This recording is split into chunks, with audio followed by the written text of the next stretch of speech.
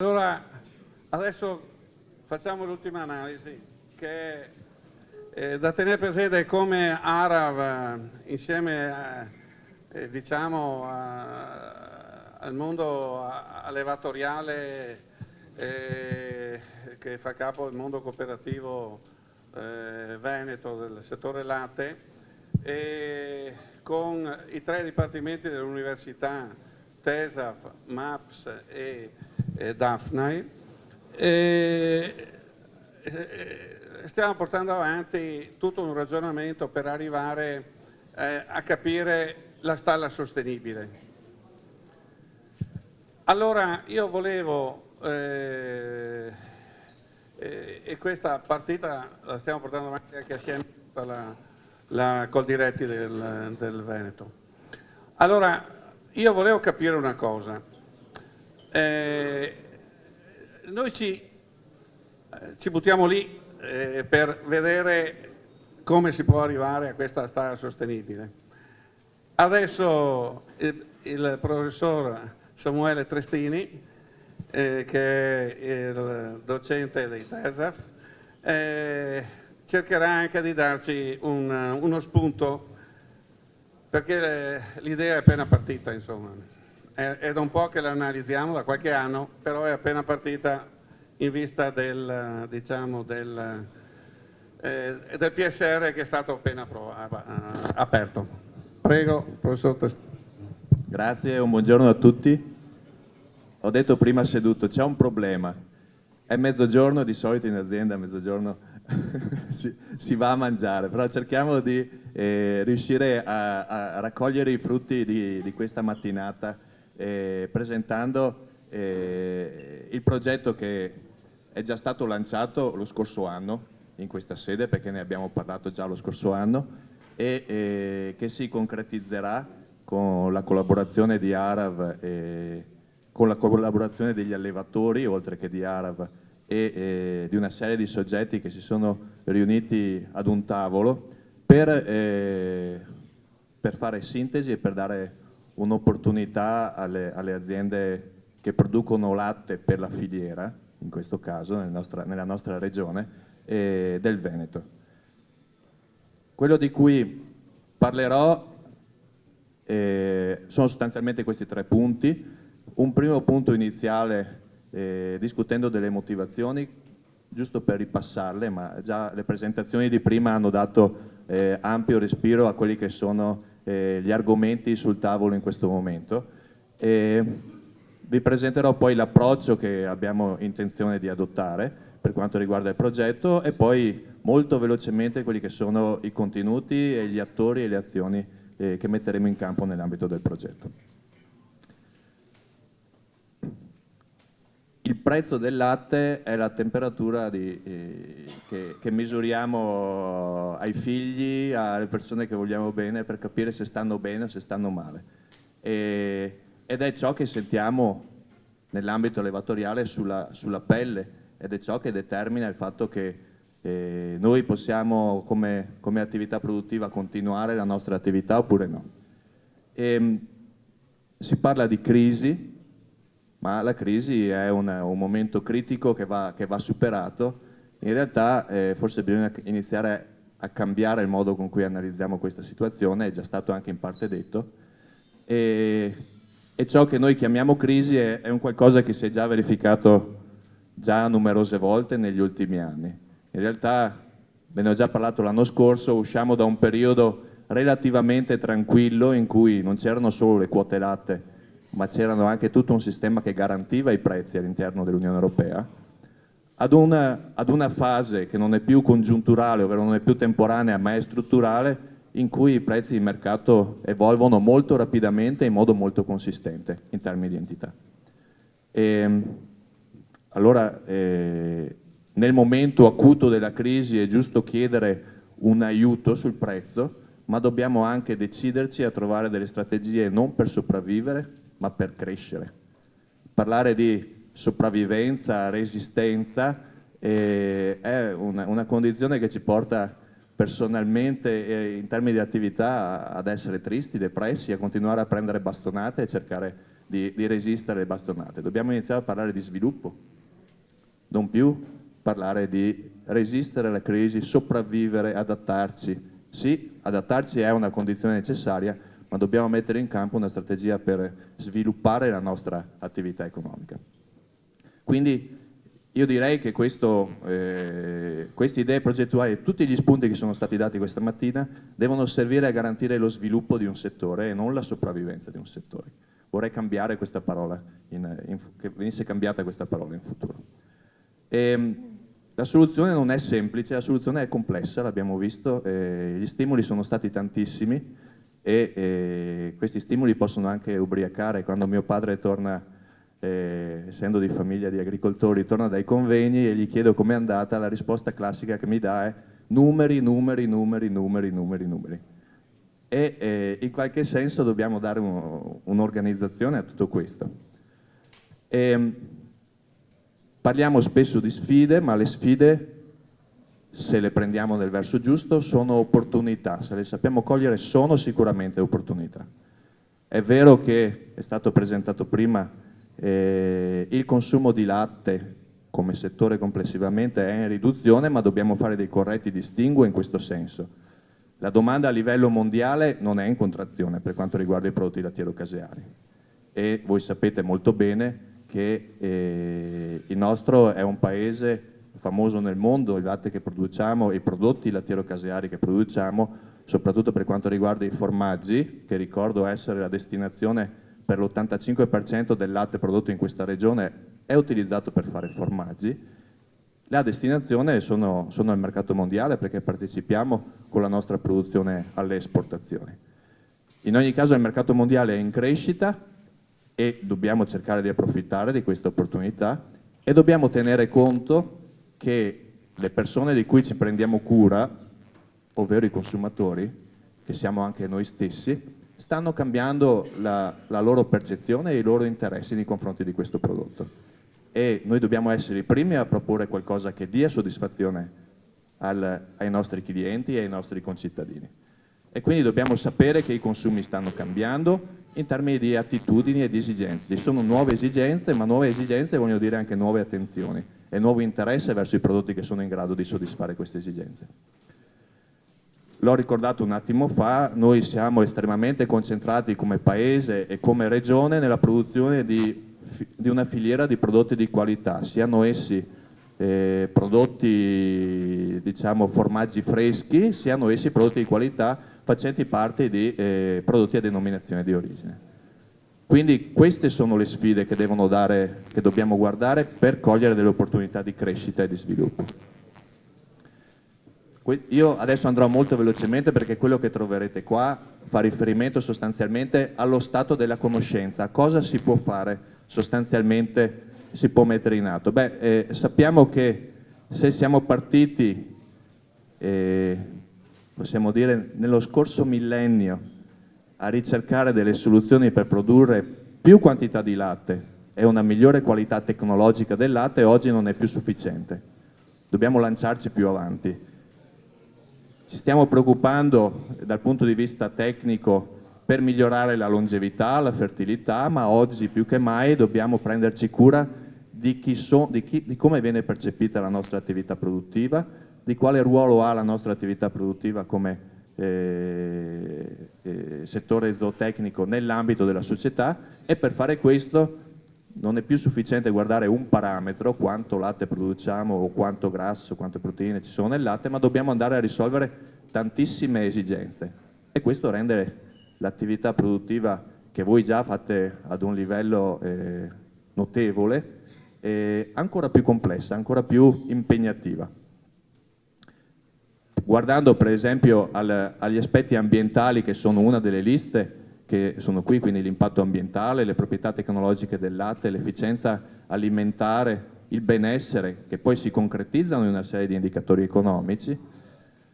Per esempio qui c'è un dato che non è certo mio in quanto economista, ma dei colleghi, sto condividendo materiale che mi è stato anche trasferito, in cui si mette in relazione l'efficienza nell'alimentazione e le emissioni in gas serra. Se voi migliorate l'efficienza nell'alimentazione, riducete l'impatto ambientale. ma io vi dico che se migliorate l'efficienza in alimentazione userete meno alimenti per produrre la stessa quantità di latte e vi costerà anche meno produrre il latte. Quindi ci sono dei percorsi per la riduzione dell'impatto ambientale che possono avere delle ricadute economiche positive. Se aspettiamo che qualcuno dall'esterno ci dica cosa fare per ridurre l'impatto ambientale imponendoci nuovi costi o nuovi investimenti, andremo a subire questa strategia imposta dall'esterno, dovendo fare strutture o rinunciare alla produzione, portandoci a casa dei costi della produzione che non danno nessun effetto positivo. Se invece percorriamo delle strade tenendo conto di ciò che c'è oggi a disposizione, una per esempio è questa, possiamo adottare strategie che vengono dette vincenti per entrambi i lati, vincenti dal punto di vista ambientale e vincenti dal punto di vista economico e produttivo. E quindi possiamo dare ciò che ci viene chiesto in modo economicamente conveniente. Ci può essere la genetica dalla nostra parte, perché ciò che si sta studiando in questo momento per quanto riguarda la selezione genetica ci dice che stessi valori dal punto di vista delle potenzialità produttive delle bovine possono dare livelli di emissione in gas serra diversi, e quindi perché non usare il criterio anche dell'impatto ambientale nella selezione, mantenendo fissa la capacità produttiva ma introducendo una capacità della riduzione dell'impatto ambientale. Possiamo muoverci nella discussione del benessere, che è già stato ampiamente discusso oggi, su due dimensioni. C'è una dimensione di benessere per la produzione. La cura degli aspetti sanitari degli animali sono percorsi che possono migliorare la produttività, la longevità, la produzione e di conseguenza ridurre i costi di produzione. Dall'altra parte dobbiamo percorrere anche delle strade per aumentare il valore percepito del nostro prodotto, adottando modelli produttivi, come sono stati ben presentati in precedenza, che possono essere ben apprezzati dai consumatori e di conseguenza oggetto di remunerazione da parte del mercato. Dal punto di vista economico, sono un po' più nella mia veste che mi si confà maggiormente, quello che emerge dall'analisi dei dati che oggi abbiamo a disposizione è che le aziende non sono tutte uguali. Le aziende per produrre un litro di latte, lo stesso litro di latte, possono avere costi di produzione molto diversi. Questa è la dispersione dei costi alimentari, solo dei costi alimentari, nell'ambito di un campione di aziende i cui dati ho a disposizione.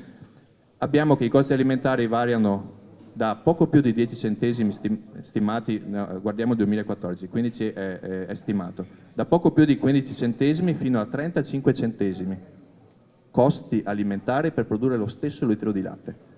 Ovvio che la maggior parte delle aziende si collocano in questa fascia centrale, ma vi rendete conto, capite benissimo che le aziende che si trovano in questa posizione dei costi alimentari avranno sicuramente delle grosse difficoltà per la sostenibilità.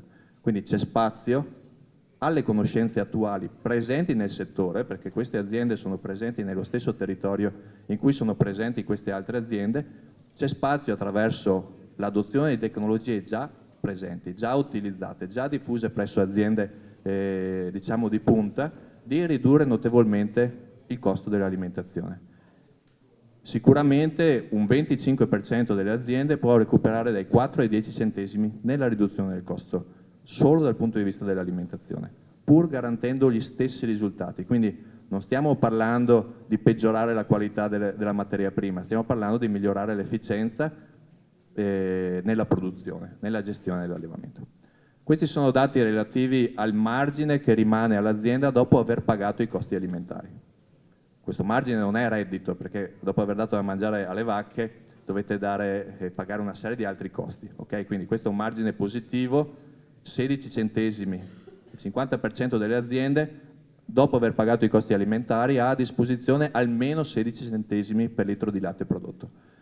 Per il 50% delle aziende. Le altre 50% delle aziende ha meno reddito a disposizione, meno margine a disposizione, quindi difficilmente riuscirà a pagare tutti gli altri costi. 16 centesimi sapete bene che non sono tanti per pagare i costi diversi dall'alimentazione.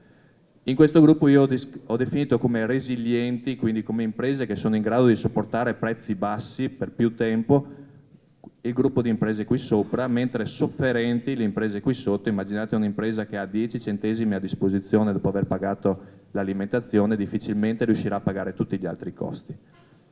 Ecco, che differenza c'è fra queste imprese e queste altre imprese, fra le resilienti e le sofferenti?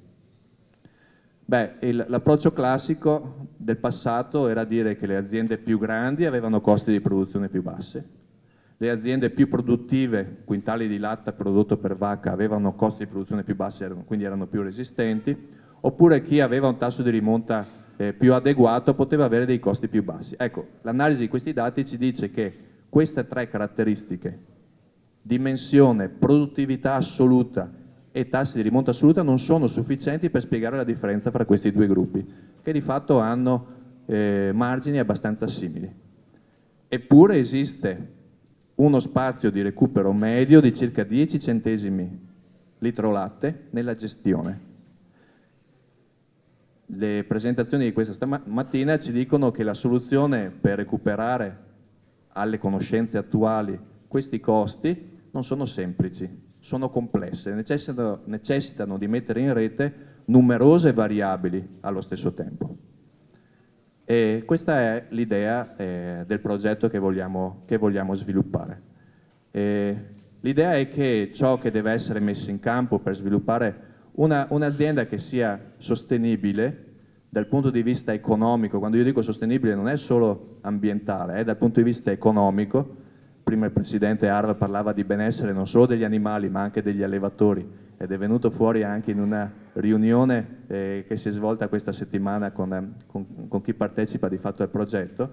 Sostenibile dal punto di vista economico per garantire il benessere degli allevatori, sostenibile dal punto di vista ambientale, perché questo è quello che ci chiede la società, e perché non credo che nessuno di voi sia desideroso di inquinare l'ambiente. Quindi noi tutti partecipiamo su questo obiettivo. E sostenibile dal punto di vista sociale. Sociale riguarda sia l'inclusione sociale, quindi la partecipazione alla ricchezza di tutta la società, sia la responsabilità etica di ciò che facciamo e quindi anche il benessere animale. E ancora una volta, è stato detto anche prima, sono sicuro che gli allevatori, a differenza di ciò che viene percepito dall'esterno, sono desiderosi di promuovere il benessere dei propri animali. I campi di azione sono numerosi, noi dobbiamo confrontarci, voi come aziende vi dovete confrontare quotidianamente con gli aspetti normativi e dobbiamo essere in grado come settore di rispondere alle esigenze della collettività che si esprime attraverso la norma, non facendoci imporre dall'esterno le regole, ma cercando di proporre anche soluzioni che possano soddisfare le esigenze della collettività in modo possibilmente meno costoso possibile, se non addirittura sostenibile in termini assoluti dal punto di vista economico per l'impresa. Ovviamente dobbiamo andare nella direzione della semplificazione. Oggi in questo periodo è in discussione una revisione del documento di bilancio dell'Unione Europea nell'ambito del regolamento definito Omnibus, che come cappello generale etichetta ancora una volta il concetto di semplificazione, e come settore abbiamo la necessità, attraverso la coscienza del settore, di poter proporre delle soluzioni di semplificazione, non aspettare che siano gli altri dall'esterno che danno queste soluzioni. Dopodiché c'è ciò che può essere fatto in azienda o nell'ambito della filiera. Ci sono gli aspetti tecnici, e quindi l'efficienza dal punto di vista organizzativo, la genetica, il benessere ambientale, l'impatto ambientale. È già stato parlato, fortunatamente sono stato sintetico anche nella presentazione. E questo è tutto quello che possiamo fare all'interno dell'azienda in un'ottica di contenimento dei costi unitari, quindi sviluppo della produttività, garanzia della qualità del prodotto e così via. Il terzo punto ha a che fare con il mercato. Se noi ci relazioniamo adeguatamente con i consumatori, possiamo dare dei prodotti che sono desiderati e richiesti dai consumatori, che garantiscono attributi del prodotto legati anche al modo con cui noi operiamo, che li rendano pienamente accettabili e per i quali i nostri clienti, i consumatori, ritengono di pagare un prezzo congruo, adeguato e che sia in grado di remunerare tutti i costi di produzione che vengono sostenuti dagli allevatori. Il quarto punto, scusate, è l'olio di questo sistema che vuole essere introdotto all'interno del progetto. Il progetto che viene sviluppato è un progetto che adotta la tecnologia e le conoscenze già presenti. Non vogliamo inventare cose nuove, perché per sviluppare cose nuove ci vogliono ben oltre 5 anni, ci vogliono 10-15 anni per arrivare a proporre qualcosa di nuovo immediatamente operativo. L'idea del progetto è di mettere assieme ciò che la conoscenza attuale ci dà, metterlo a disposizione delle imprese. Per metterlo a disposizione delle imprese abbiamo bisogno di un collante, di un qualcosa che fluidifichi, altrimenti voi continuerete a partecipare a dei convegni raccogliendo una montagna di informazioni che non saprete di fatto elaborare perché sono troppo complesse. Ecco, il collante, che è il collante di questi tempi, è la tecnologia, e di questo ci facciamo carico nell'ambito del progetto di sviluppare questo risultato. L'idea è che ogni azienda, poiché abbiamo visto ogni azienda ha prestazioni diverse, deve avere un sistema di informazione e la possibilità di accedere ad una consulenza che sia personalizzata. Ma tutte le aziende devono poter accedere a questa consulenza. Non possiamo sviluppare uno strumento estremamente complesso che può essere utilizzato solo dall'1% delle aziende, perché se sopravvive solo l'1% delle aziende, anche quelle aziende saranno destinate a chiudere quando non ci sarà più un substrato generale di produzione nel territorio. Quindi ciò che si vuole sviluppare è uno strumento che permetta di valutare tutti gli aspetti che sono qui elencati dal punto di vista tecnico, delle opportunità di mercato, attraverso uno strumento che sia semplice e adottabile con livelli progressivi di complessità a seconda delle capacità di valutazione, di analisi e di utilizzo di ogni singola azienda. Chi partecipa al progetto? Beh, chi partecipa al progetto in primo luogo sono i beneficiari. Il tavolo nell'ambito del progetto coinvolge direttamente ARAV e coinvolge un numero importante di allevatori che si sono resi disponibili a collaborare con i soggetti che si occupano di ricerca, che fanno parte dell'Università di Padova, per poter dare compimento e per poterci anche, diciamo, controllare che evitiamo di fare dei voli pindarici, esagerati e troppo intellettuali, ma che siano dei risultati effettivamente applicabili presso le aziende. Chi partecipa al progetto sono poi i soggetti della filiera. Poiché il progetto è concentrato sulla fase agricola, non dobbiamo dimenticarci però che il nostro prodotto, il vostro prodotto, è destinato principalmente alla filiera della trasformazione, e quindi dobbiamo essere in grado di colloquiare e produrre dei risultati che siano coerenti rispetto alle esigenze. Quindi in questo senso sono coinvolte le latterie cooperative del Veneto, le principali latterie cooperative del Veneto, che quindi sapranno poi dare seguito ai risultati del progetto con un respiro che sia completamente inclusivo a livello territoriale. Ecco, io qui mi fermo, spero di non essere andato troppo lungo, alla fine più di quello che credevo, e vi ringrazio dell'attenzione. Bene. Allora adesso invito i relatori a venire da questa parte del tavolo.